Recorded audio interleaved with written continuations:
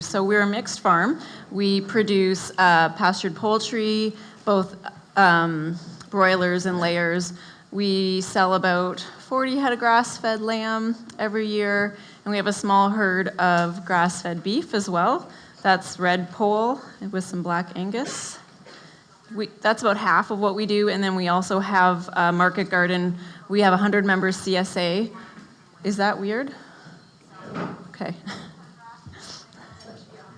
Oh, that's me. Okay. So half of what we do is the livestock. The other half is vegetables. 100-member CSA that operates in the winter and the spring. So we don't do summer. We're too busy with the animals. So there you go. So and then the pigs. So we actually have two breeds of pigs. We do a Berkshire or a Berkshire cross, and then we also have a breed called Kuni Kuni. And I'm just going to distinguish them a little bit. Hands up if you raise pigs. Cool. So if you know, Berkshires are a lovely, rather mainstream heritage breed. Sometimes we get them crossed. And I really love raising pigs, and I do them outside, but there were a few issues I have with the raising of pigs, which I'll kind of go through as I contrast the Berkshires and the Kuni Kunis. One is that pigs eat a lot, hence eat like a pig. And we do organic, and we have to buy in our own feed because we're quite a small farm. We don't grow our own, and so the price tag associated with that is rather high. And the ecological footprint of growing all that feed for an animal is also rather high, I think. So that was one thing I didn't love about raising pigs.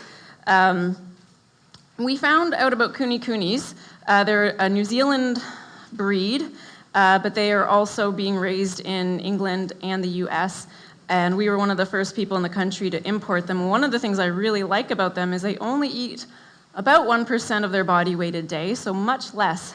And that would be if I were to feed them grain, but for the growing season, I don't feed them any grain at all. They just graze. As long as your pasture is good quality, that is really pretty much all they'll need, so long as they aren't lactating.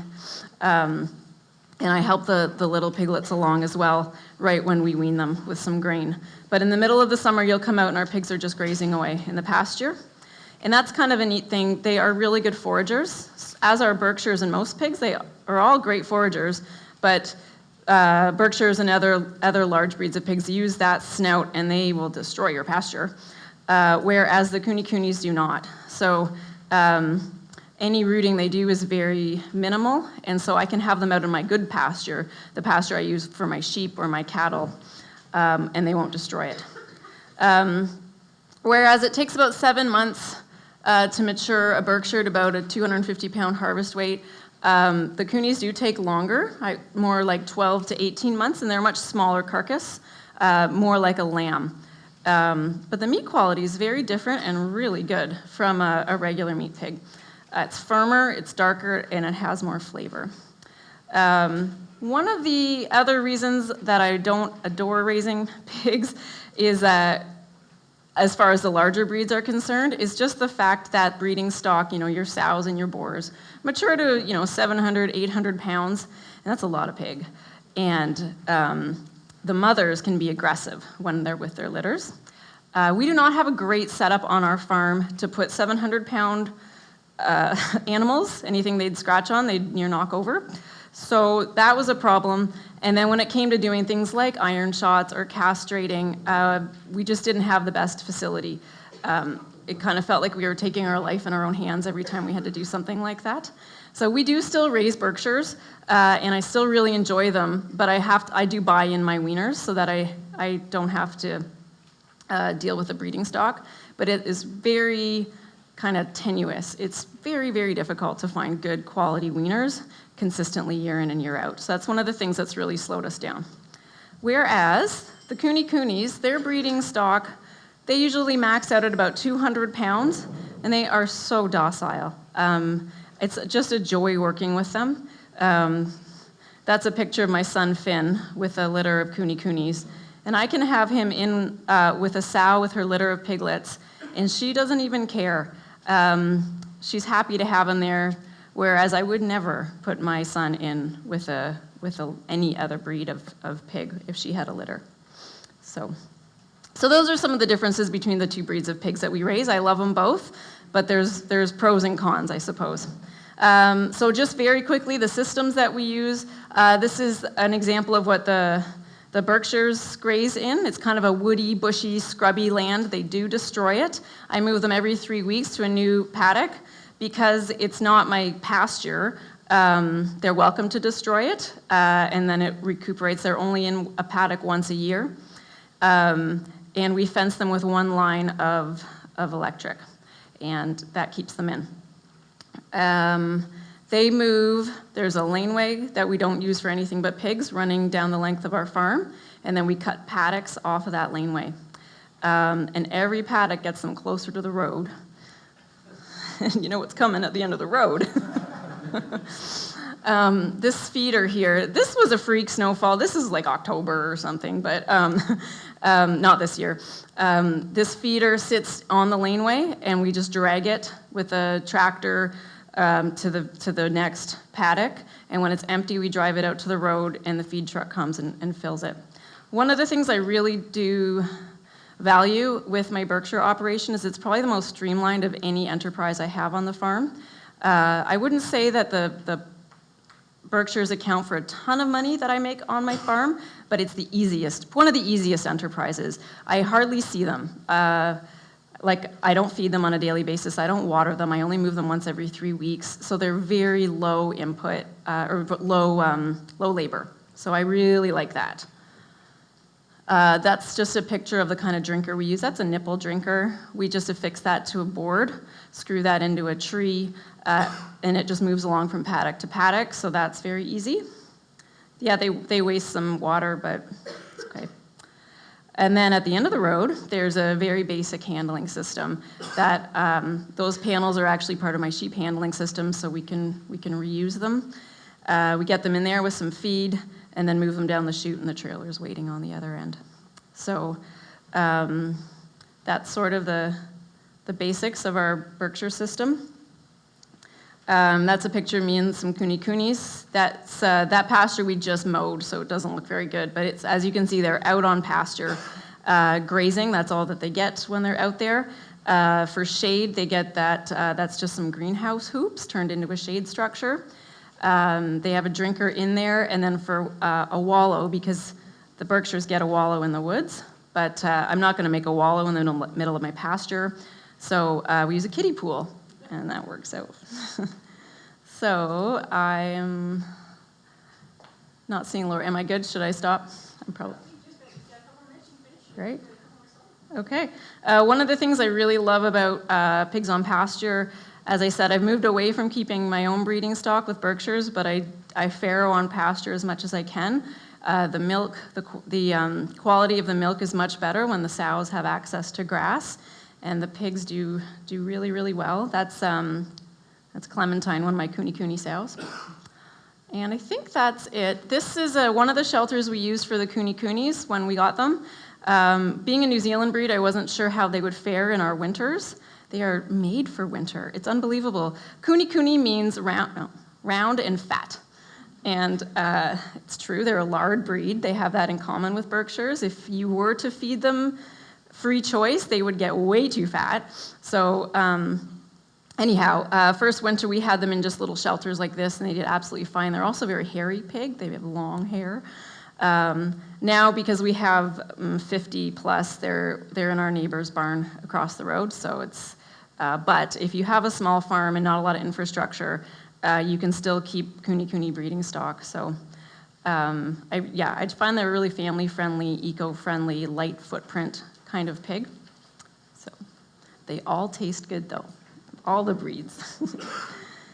Okay, so I was gonna stop there. Okay. Thank you, Tarrah.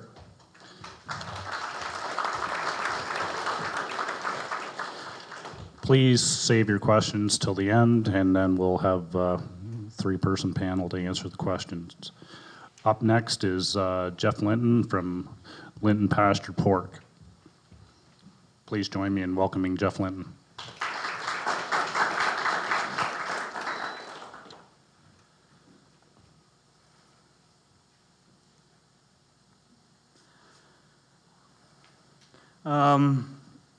Yeah, like you said, I'm Linton Pasture Pork, small farrow to finish, family-run farm just outside of Walton. I have 40 sows, farrow to finish.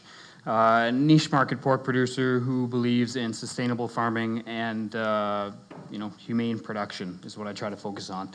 I came from a farm with 200 sows, farrow to finish, who was certified humane, and I've taken from that and made my own business and separated completely from the home farm. So raised outdoors between spring and fall. During the winter season, I have an old bank barn that most of my watering systems are in, so I don't have to deal with frozen water lines, but most of the time they're outside anyways. Even in this past, the weather that we just had recently, I still had sows outside, and they were totally content with it. So, I guess I am the salesman, the delivery person, the laborer, the shit shoveler. I am every single part of Linton Pasture Pork, other than the paperwork, which my wife does because I can't stand sitting still for 20 minutes. So originally, I had the idea growing up from my dad, who was a pig farmer, read storybooks about pigs outside in the UK, and it looked like the most marvelous thing to me in the entire world. So I grew up thinking that way about pets being pigs and just loving pigs and petting pigs and being in the barn day after day, playing with the pigs. So I decided that I would go to the UK just on a whim, decided I was working 3 other jobs just to make money and just to be a farmer, that I decided, well, I'm just going to quit it all and go to Scotland, find a job on a farm, work outside northern Scotland so we can actually compare the weather rather than southern Scotland, because northern Scotland is just wet and just snowy all the time, and it's not much fun. Family farm owns 500 acres of land, and farrow to finish, all non-GMO crops. Why? That's just what we've always did, and our yields are quite well doing it that way. So we've never had any reason to go to any other way of farming. Breed selection. There's a little bit of mixing there, but I have 20 Berkshire sows and 20 large black sows. I mix the large black with a Duroc to get faster growth rates and to still have the benefits of a large black meat for prosciutto and whatever else they're really good for. And the Duroc is a faster growing pig. The Hampshire, I just love the demeanor of a Hampshire pig. It is the nicest, friendliest pig, in my opinion. But I used to deal with purebred Durocs, and I would be running out of that pasture every single day because they were trying to kill me, and they would kill you. So, I guess, pointer here. That's some of the different mixing that I've been trying out. That is a large black Hampshire Berkshire, and she is a very hefty girl, and her demeanor is just marvelous, and I'm really excited to see what kind of pig she produces. So, I guess that's just breed selection. I'll get to the rest later. Rebreeding, breeding, 5 to 7 days, oestresses. I have 2 different types of boars out in my pastures. I do AI in the middle of pastures as well. Like I said before, the cropping that we do is non-genetically modified, so that's the grain that they get. I feed peas, faba beans, barley, oats, corn. Variety is the spice of life for a monogastric animal. You can't just feed them corn, soy, and wheat. And especially when you're growing the crops, variety is, like we discussed before, and cover crops and everything else. It's really good for the soil. So, I guess the main focus too is my pastures, and that's where they get a lot of their nutrients from. All the breeds that I use graze. If they're born outside, they graze. They grow up getting their noses in the soil, and they'll graze eventually, depending on your pastures. 4 different locations surrounding the home farm. I drive a lot. I live in the middle of commercial farming, so it's not easy to get land. I don't really use my dad's land, so I rent, and I pretty much, when I first started, I just drive to random farmers and see that they had some land that they had no use for, so I said, well, can I use that? And most times they're like, yeah, I have no reason for even keeping it, so I get to use the land. So, and that's why I try to be nice to all the farmers in the area and never try to tell them what to do, so they all stay happy with me. I see that I have my pigs outside. There's a little hut there. I think I got some better pictures. A little farrowing hut that I designed. I took those ideas from the UK Eventually, I'm going to build better structures because wood structures only last probably about 3 or 4 years. So lots of my clover. That's just, I guess we'll get farther. Pasture farrowing. So you see that this isn't that great a land for crops or anything, so I borrowed this land from somebody else, and so I don't know how to explain. It's pretty much after that hut is gone, I'll just let the pigs root it up, and I'll just start spreading seeds. Every once in a while, when they root an area up, I have a bag of seeds of 20 different species of grasses and just flowers and fruits and everything else, and I just start spreading, and eventually the pastures keep getting better and better every single year. And I have no reason why I don't think I could do that on a commercial scale, say 500 acres someday, and just keep doing that and just spreading and planting and part of the rotations of, say, crops or whatever. So, how do I want to? No, I don't even need to get into too many details about my huts, do I? Probably don't have that much time. Pre-farrowing care. Pastures and weaning. So this is probably a 5-acre field, which is mostly where I wean all my pigs onto. I just keep adding pigs, and then there's a hut there. You got your roundhouse feeder, and then I'll keep moving my single wire fence with solar every once in a while after they graze too much of it, because like you see, that's grazed. I didn't cut that or anything. That's just pigs grazing. And so I farrow sometimes in bush, and then you got your clovers. This is when I first started just using clovers. And pasture finishing pigs. So this is, when I first started, this was a wheat field, and it was just, red clover or whatever, and then I threw pigs out on it afterwards, and it worked really, really well. I decreased my feed consumption by half because they were eating so much of the clover. I have shade trees in a lot of my pastures, so I don't necessarily have to worry about too much sun. Some of my loading areas, this is my my farrowing pasture, where I have corrals between all the pastures with gates, and pretty much just move them in there. This is my old Chevy truck with my weaning box and my moving box. So I have a ramp there. I got this from a Dutch farmer who brought it over from Holland, and it works great because all I do is just, if I want to load pigs in a random field, I just don't feed them for a day and stick some feed in the trailer, and then they jump up in the trailer, and it's no problem. And this is some of my corrals. This is the idea of corrals that I have, just gates on different, this is the bush area that's separated into 4 different sections, and this is how I ship pigs. I just feed them, and then it could be like 5 acres away in a bush, and I just call them, and then 80 pigs come running, and then that's how it works. So this is my watering system. I used to try the drinker idea, but with as many pigs as I have, it just didn't work anymore because like 40 sows farrow to finish. Now I have these feeders that I attach to a cement pad that I poured with some rebar, and every time they move to pastures, I just lift it up with the tractor and move it to the next one. And it's gravity flowed. There's a tank up there, and then there's lines that come all the way down to different pastures. So yeah, you see the different mixes of breeds right there. What happens in the winter? Majority of them move to the bank barn, and here's my sorting area, but this is my whole dry sow area. You see huts there. I can fit 30 sows in a 7-acre bush without wrecking the bush, because that's a big thing about, ecological farming is not ruining the land, and bushes are so fragile when it comes to that. So I used to do finishing pigs in there, but I didn't like the way they were rooting around the trees, so I took them away, and now I just do my dry sows in here because they don't root like a finishing pig. Good pasture should never be overrun. That's the thing. People talk about their pigs getting out. Well, it's probably because you didn't have enough space for your pigs or nothing to do. So, here's some regrowth, planting pollinators. I think I mentioned 20 different species of different grasses. Like, I don't know if I have that picture, but tomatoes, sunflowers, melons, every single flower, grass you can imagine is in my pastures now. And it just keeps getting more diverse.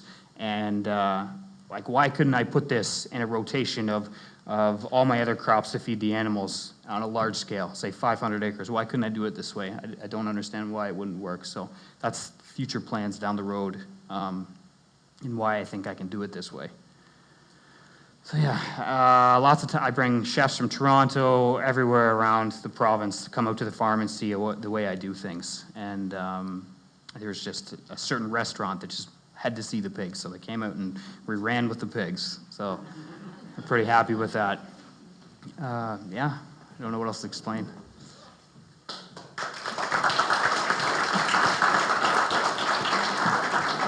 Thank you, Jeff.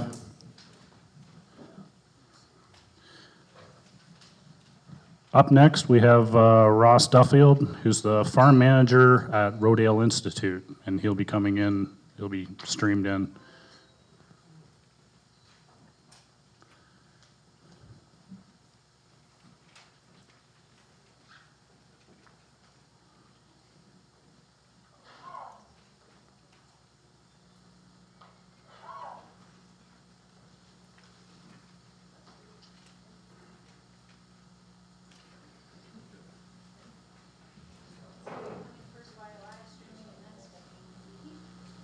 Okay.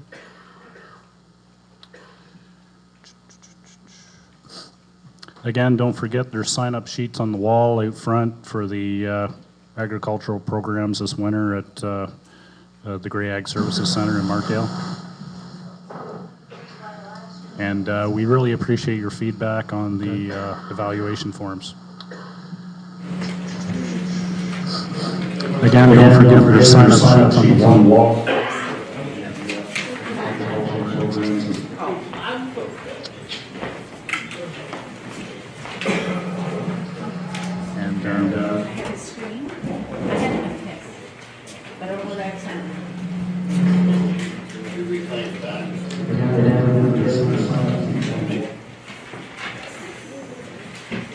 Just getting it all gelled.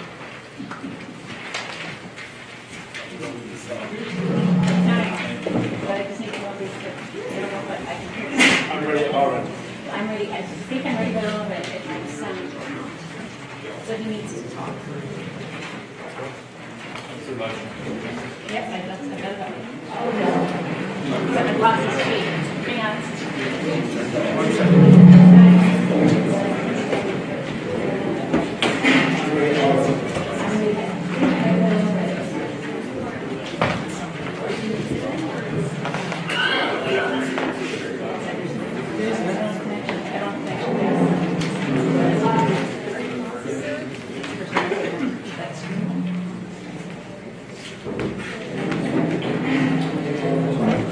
So Ross started the Rodale Institute in 2013 with more than 20 years of farming experience. He grew up on a dairy farm in northeast Pennsylvania, where at an early age he learned the value of improvements in animal care and pasture management.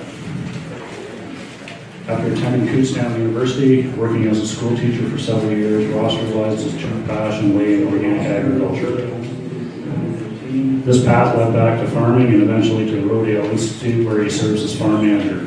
At Rodale Institute, Ross is responsible for all maintenance, including planting, seeding, maintaining the farm equipment necessary to work the fields, and expanding the livestock operations, particularly the vertical integration of poultry and hog operations into crop rotations. In this unique position, he utilizes his teaching background and skills, sharing his farming expertise with aspiring and transitioning farmers. In the fall of 2017, he began teaching an organic livestock course at Delaware Valley University. While at the Institute, Ross has overseen construction and operation of the Rodale Institute hog facility. This facility offers hogs the opportunity to forage on organic pasture crops when they choose, as well as provide a shelter that is sufficient and clean. Free access to pasture and a deep straw bedding paddock provide a healthy place for a variety of hogs, whether they are farrowing or finishing. Animal comfort is a direct result of the operation, and a reduction of labor allows for the farmer to spend less time cleaning and more time profiting from raising these wonderful animals.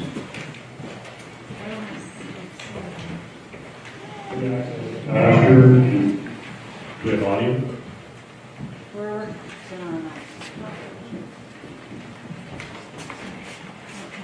screen.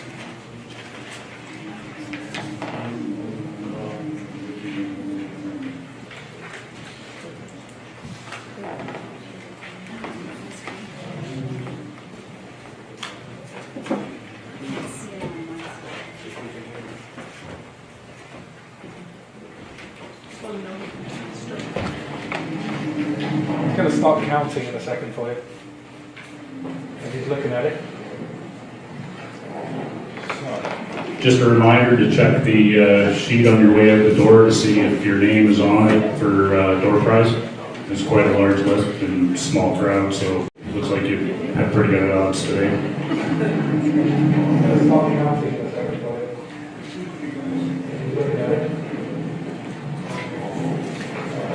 Just a reminder to check the sheet on your way out the door to see if your name is on it for door prize. So looks like you have pretty good odds today.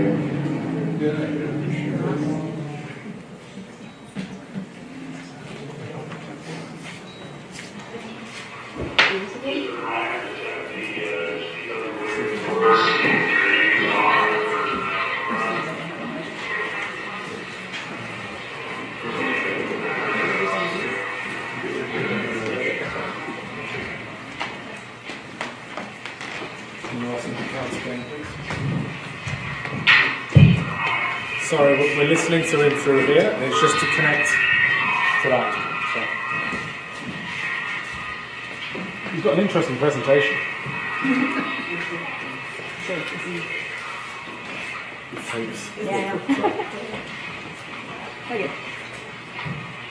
This gentleman's in Pennsylvania, and today they've had freezing rain, which makes me feel a little bit better.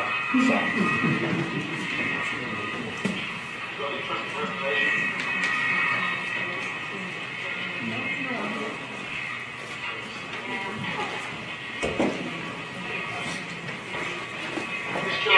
Bear with us. And they've had freezing rain, which makes me feel a little bit better.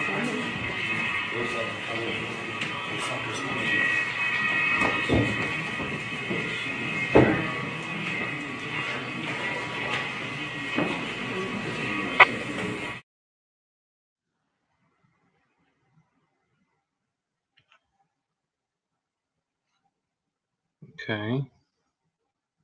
1, 2, 3, 4, 5, 6, 7, 8, 9, 10.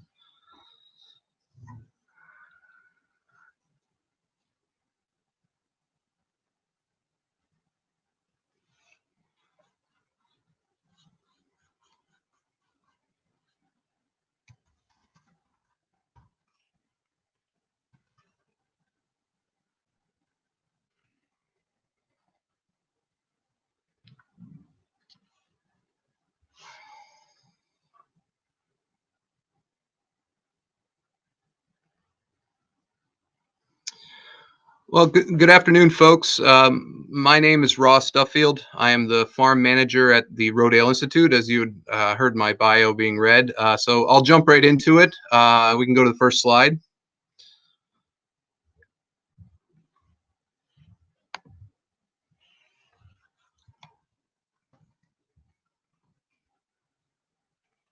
Rodale Institute is in Kutztown, Pennsylvania, and I'm not going to complain about how cold it was here because I'm sure you guys had it much worse than we did. We're a 333-acre farm. We are a research facility and an educational facility. Very diverse operation: vegetables, small grains, row crops, apples, dairy cows, bees, sheep, goats, even a couple donkeys. So we do a little bit of everything. Our hog operation specifically was started in 2014. Presently, we have been working with our facility that you'll see a little bit more in depth here since 2015. And we run about 4 sows and a boar. And over the course of the year, we finish 70 to 90 pastured hogs. Being a research facility, we specialize in many things. So hogs are just a piece of what we're doing. Next slide, please. So for me, the biggest key with grazing hogs is fence training. So cattle can be fence trained. Next slide, please. If you've ever worked with sheep, you know how difficult even they can be fence trained. And next slide. And hogs can be fence trained as well. We really rely on training the pigs because we rotationally graze them very intensively. Next slide. And training starts early. That's a picture of my daughter when she was about 3 months old. So we have a future hog farmer in training, hopefully. Next slide. So we start fence training our pigs at about 3 to 5 days of age. After they are farrowed, we farrow on pasture if the weather's appropriate, or supervised inside the building. Next slide.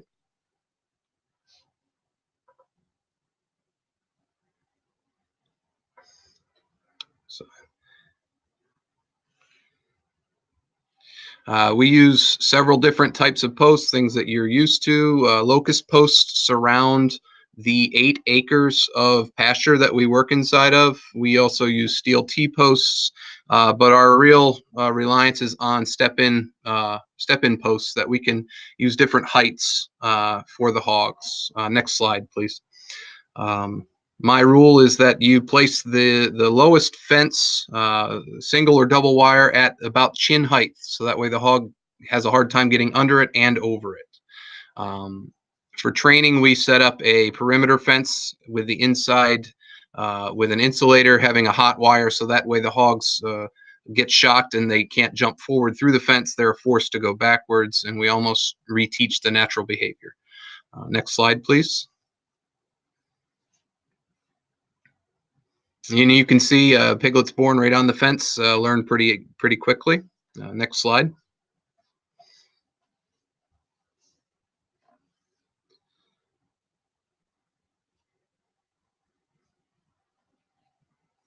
But once they are trained, we use a series of laneways throughout the pasture to take them to different areas that we want them to be in.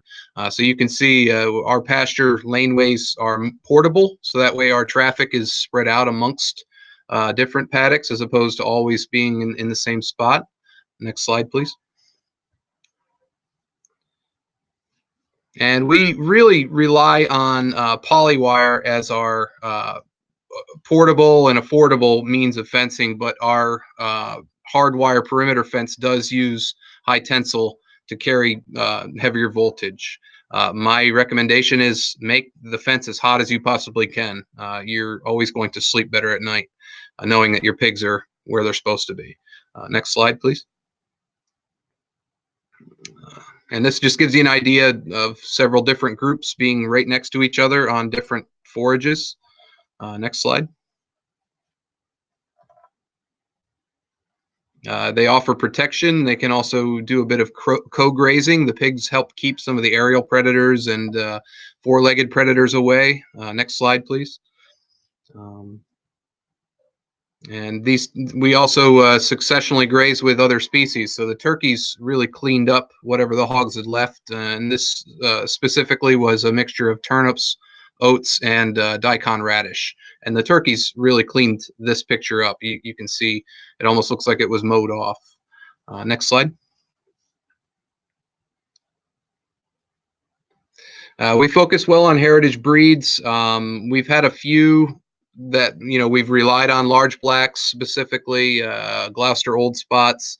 I throw a couple others in there because they would work really well for the system. But we also run a red wattle sow, and our boars at this point is a Tamworth, a young Tamworth, and an older large black. Next slide, please.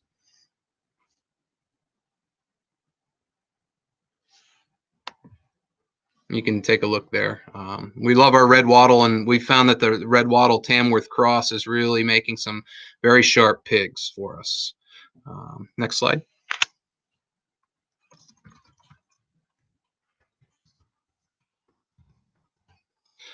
Just some ideas of what we're putting in the pasture. For me, if you're thinking about what you want to plant this spring, you're probably already behind.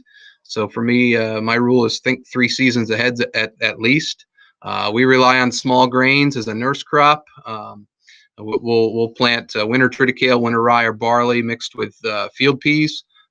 If we can get Austrian peas to go through the winter, last year we were able to, this year we weren't. It makes very good spring forage. Next slide, please. And this is a nice picture. This is late March, early April, with some hogs that were out in triticale. And you can see right behind them where they haven't grazed and where they have grazed. So next slide.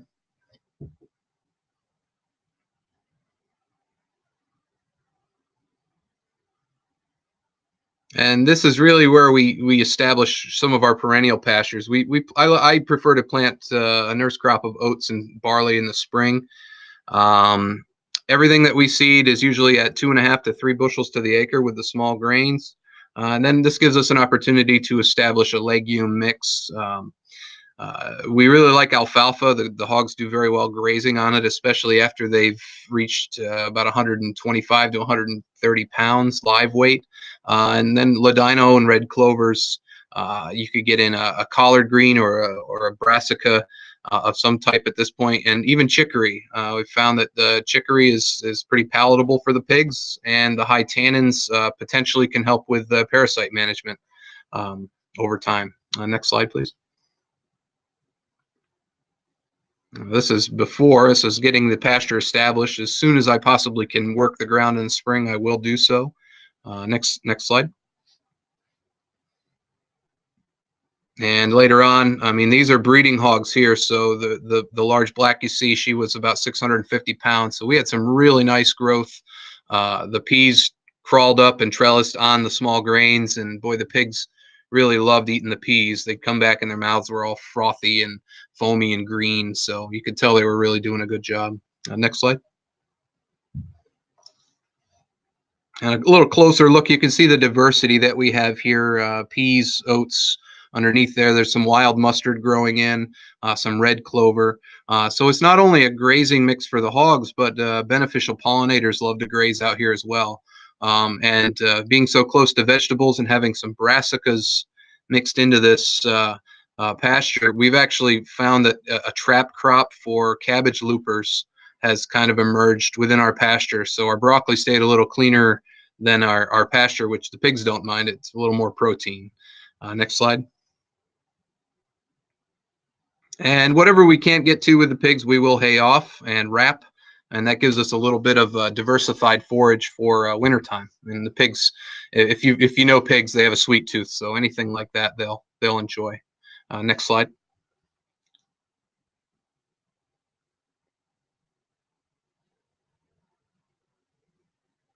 And some different summertime forages just to keep in mind. We like pearl millet, cowpeas or black-eyed peas, grazing corn or artillerying corn is great. It also helps provide shade in the summer, so our pigs are outside during the day if the forage is nice and tall. And then summertime also allows you to graze some of that alfalfa you've been able to establish in the spring and hopefully can keep established for a few years. Next slide, please. And here's a picture. You can barely see the pigs in there. And with this type of corn, we only cultivated once. We didn't really worry about the weeds too much. The pigs didn't care too much either. Next slide.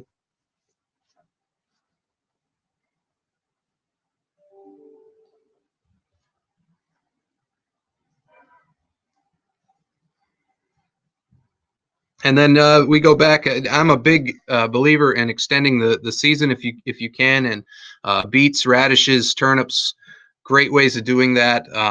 I really enjoy putting the radishes in the pasture because these pigs really put a lot of weight and compaction in the soil, so that tillage radish can help break up some of that compaction for us, and also add a bit more starch to the diet, especially after the first frost. Next slide, please.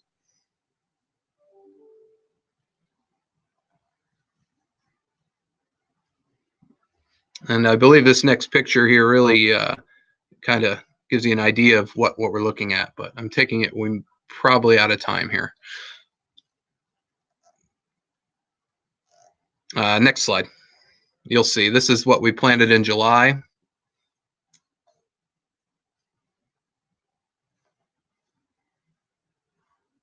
And the next slide should have a nice cover of brassicas that you'll see somebody standing in or some pigs eating.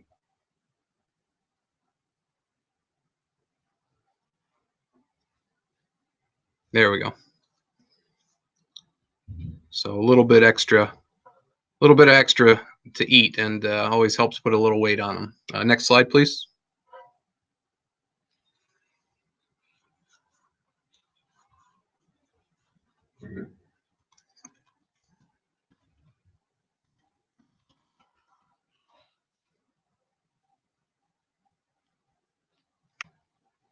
Okay, and if you've used different species before in sequence, you know how they graze at different rates and different techniques. But this is how we help to reduce our parasite load. We also we will use a product called Dr. Paul's Swine X mixed within our grain, especially just after weaning or just prior to weaning. We'll mix that in with our weaners feed. Next slide, please. To help cut down on that, but introducing tannins and forage into the mix really helps. And if this video works, this gives you an idea of the inside of our facility. You could go ahead and move it if it'll work. If not, it won't. Okay. I encourage you to look on our Rodale Institute YouTube channel, and it will give you a very nice drone tour of the inside of the facility. Next slide, please. And what we wanted with the facility was a place that the pigs could be comfortable and also put on weight and reduce the labor for the farmer themselves. So each pen is outfitted with a freeze-proof waterer. We were at -5 2 nights ago, and our waterers were still thawed. If you held your hand under them, they were at body temperature, the water coming out. So the pigs were very comfortable. Curtains on each side to allow for ventilation over the pigs, but not directly on the pigs. All the doors are offset and can be closed and opened in a guillotine fashion. And next slide, please. Clean out really helps. If you've been around pigs long enough, you know that they usually dung in the same area. This is me showing you a waterer in this picture. You can go to the next slide, please. For us, we only clean the building out twice a year.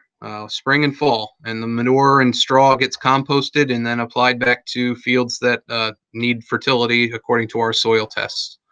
Skid steer and a dump truck. Next slide, please. Work really well for it.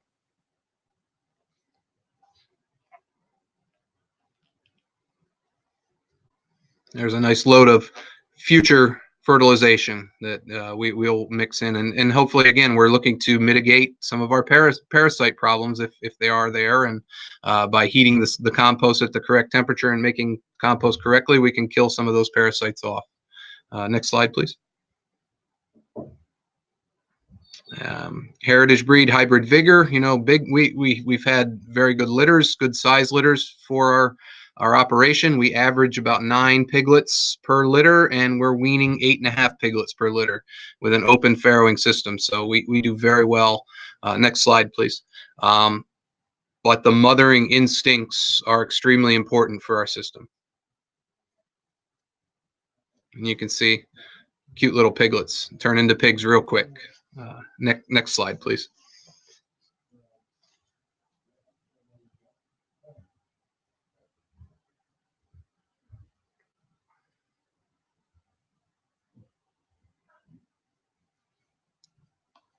And just to give you an idea, and we'll end on this slide here.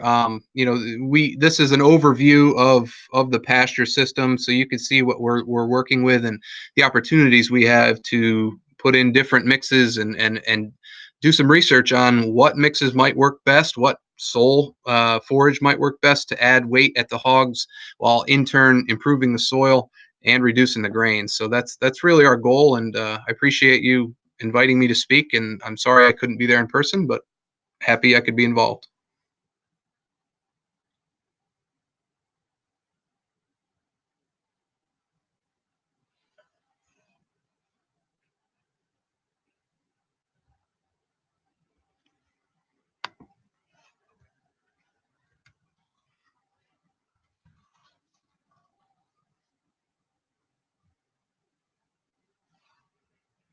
Now we'll start our question and answer session while we're getting set up for that.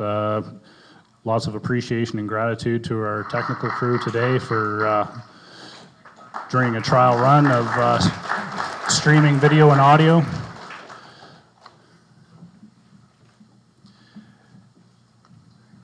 And at this point, we'll take our question and answer. answer session while we're getting set up for that. Lots of appreciation and gratitude.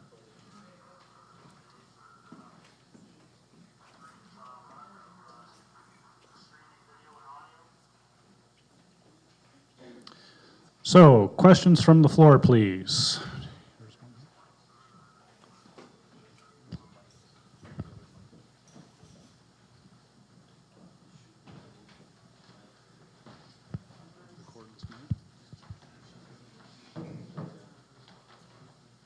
Okay, we can ask some questions of these two while we get together in.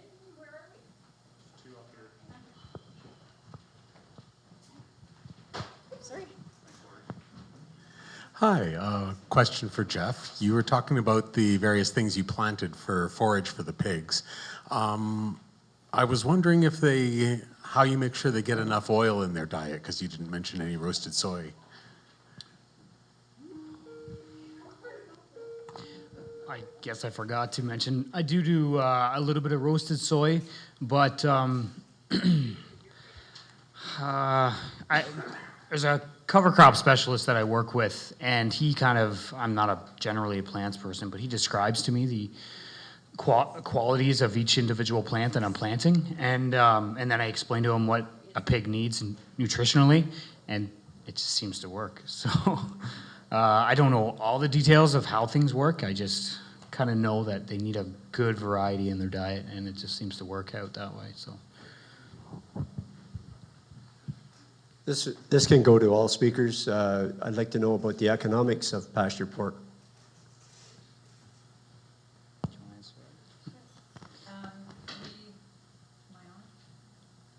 Switch? Oh, it's me, not my job. Hi. Economics of pastured pork. So I'll speak to the Berkshires because they're the easiest to compare. We direct market all of our meat right to the customer. And so with that way, we net about $300 a pig is our bottom line. So that's a 30% margin, and that's good. You know, but we're doing a small amount. So at the end of the day, is it a big chunk of change? No, but it's, you know, still profitable. I guess the fact that I mix the breeds, it helps a lot with that. And if you do your cost of production, I probably net, I don't know, depending on the breed. If I'm doing like strict large black, I can market it for more, and I can make $350 a pig. And my other conventional ones, like the Berkshire and Hampshire, it's probably about $240 or whatever. And since if I was to do the calculation comparing to commercial farming and a mortgage, and your farrowing spaces probably cost you $2,400 to build, and I can build a farrowing hut for, I don't know, $600. In the end, it's way more profitable to be doing what I'm doing than building a barn and having a contract with a larger, I don't know, processor. So.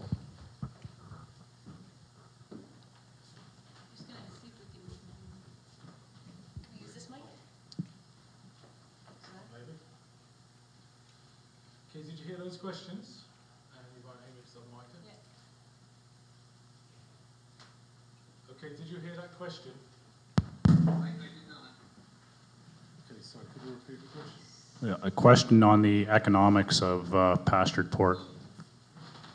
Yeah, our operation, we sell directly to the consumer, or we sell huts through a ASC CSA type of system. Our net is on par. It's around $300 a pig. We'd love to get more, but you know we're in a tight competition area, especially with the amount of Amish and Mennonite hog farmers.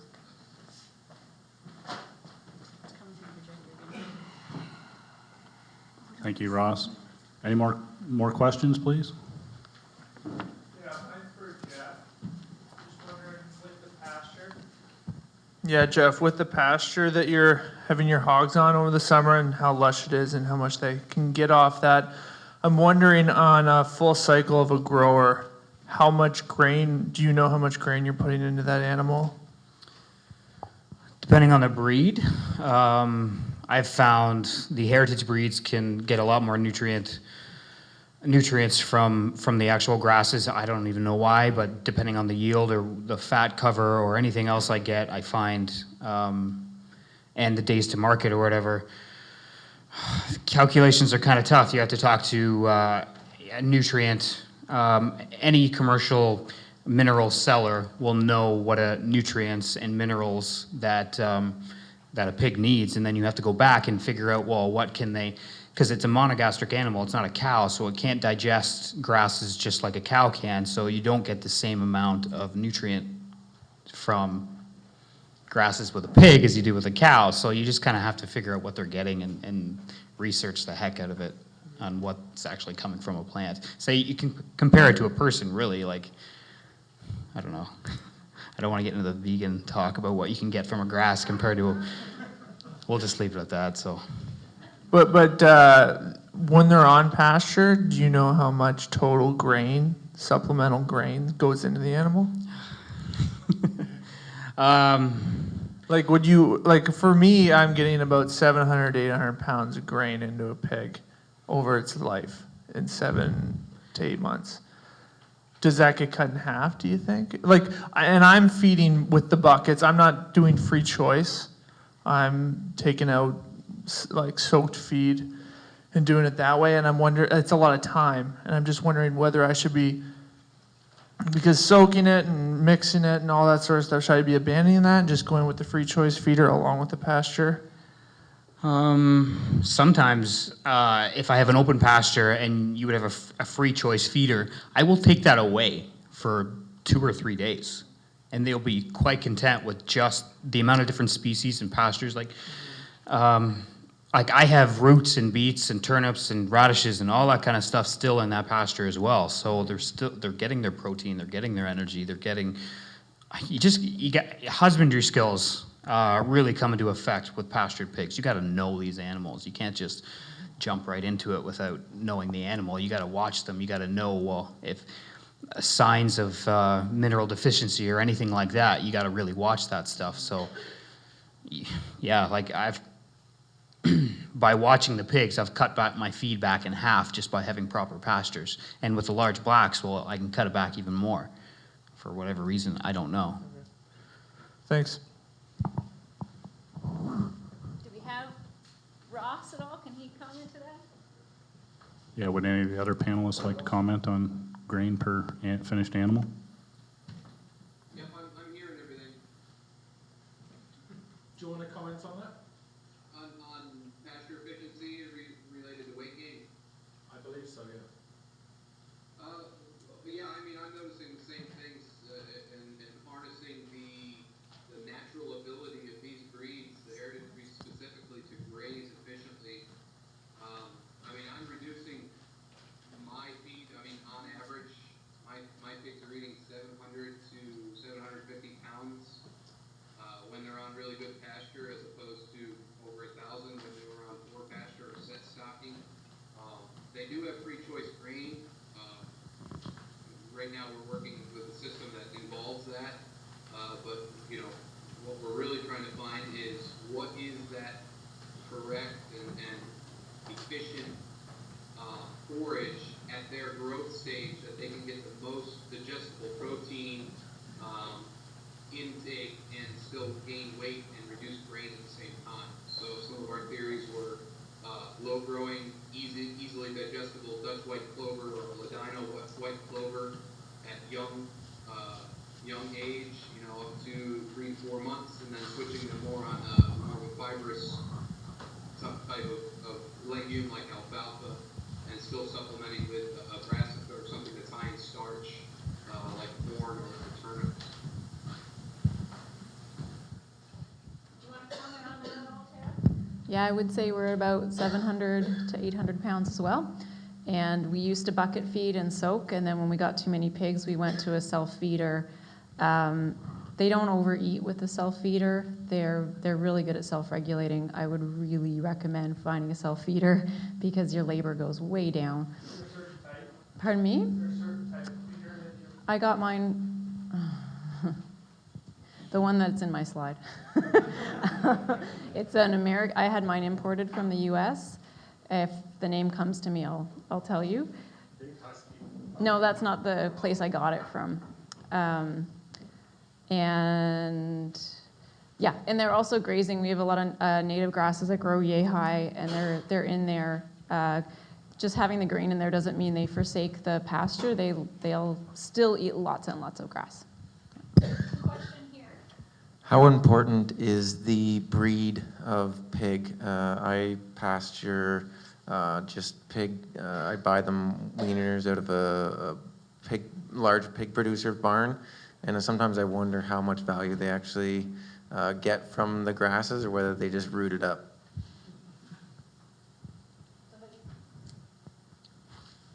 When I first started, I used commercial breeds just to figure it out, and I don't think they get as much because they're genetically bred to be efficient as possible, right? So I think the grains are king when it comes to a commercial breed, but I still think they get a lot of, like I still got a lot of gain off them just from pasture. So I wouldn't say no. And the flavor, having heard from farmers who have raised commercial pigs on pasture, it's the flavor is way better, and I think that's the grasses for sure. Ross, do you want to comment? But yeah, I mean, I agree with both those comments. Pork isn't meant to be a white meat, so I don't know where we're at there. I think that the pasture really helps that. But I can say that good mothers that are out on pasture really make good babies that could be future good mothers on pasture. I've noticed with some of my sows that if they spend more time inside loafing, so do the babies, and that trend continues until it's time for finishing. I have a large black Tamworth cross sow that she's outside. She's outside right now in the snow. So her young ones that are about 10 weeks old, they're out there with it. So, and I can really say that the husbandry and the instincts and just the natural abilities of some of these breeds really lend themselves well to pasture pork. But if you're just getting started, commercial breeds are a great way to just get some pigs under your belt and learn how they act. So there's never a bad thing having a pig outside. We have a question back here. Question for Tarrah. With the coons, I have several questions, but anyway, start with predators. Any problems? No, we've never had any problems, but we are fenced for sheep, so we're well fenced, and we have a livestock guardian dog. So when they are very small and young, although I have no evidence to support this, I would be worried. Like I take those precautions. Yeah. Next one, again for the coons, what area per finished pig do you need?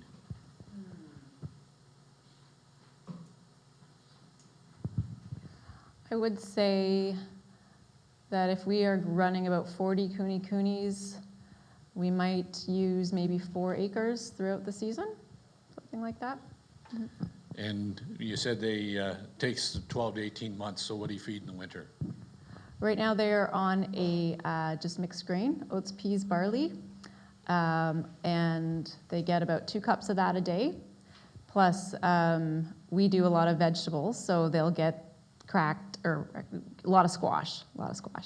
It's also recommended you can give them hay. We don't have a lot of great hay this year, so it's a bit too dear to give it to the pigs, but that's another thing you can feed them. Question back here. And this is for Jeff. Tarrah mentioned she has a CSA, which we know about, but how do you market your pigs? I guess I focus.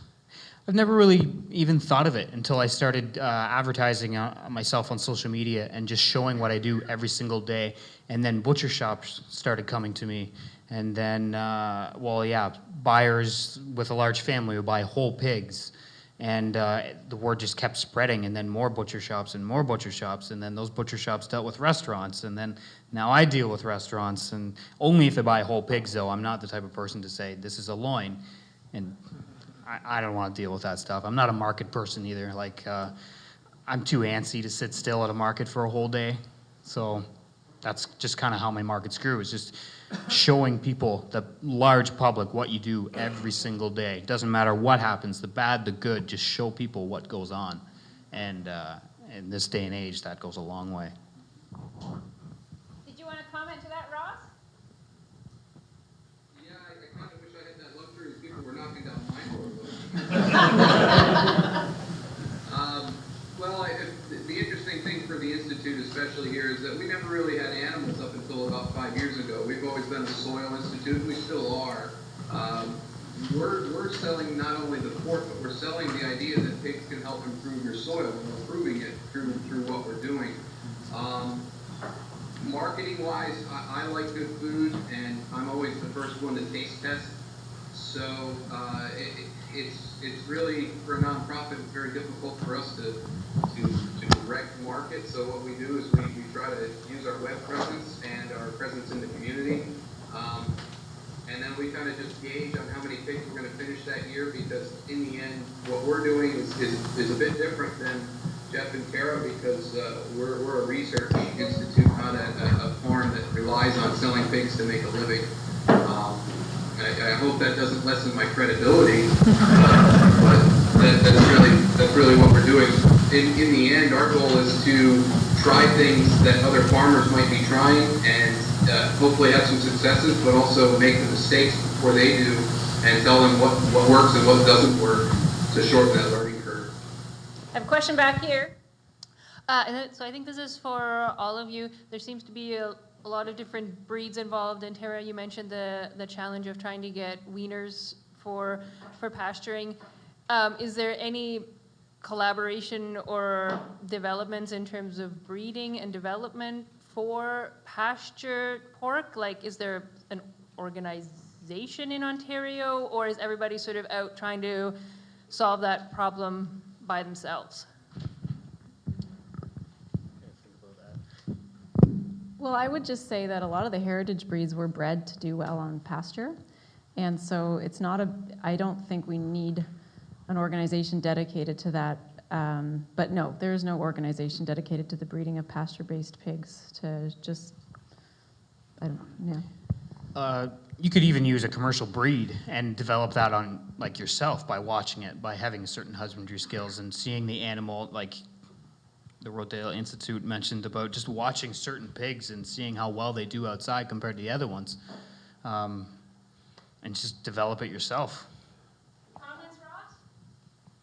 Yeah, spend time with the animals. I mean, pigs will graze real well if they have the instinct, and best thing to do is spend some time and watch, and then take notes. Best thing I have is a cell phone, and just take a picture of a behavior. That way you got a date and a time and record it, and pay attention, spend time with them, and you're going to be happier, and they're going to be happier. Yeah, I have a question on what do you do with the male pigs? Castrate them. Good. I try to do it like as soon as possible, because you don't want to deal with a bigger and the humane. Like, studies show that the nerve endings start to develop the older they get, and it's less humane the older the pig gets to start doing something like that. And they heal better when they're younger. So you're at right 2 away. to 3 days? Yep. Okay. Castrate them. Yeah, we castrate at 7 to 8 days at the latest, because if you don't leave them there, boy, they can breed by about 3 months of age. Brothers and sisters breeding isn't a good combo in my book.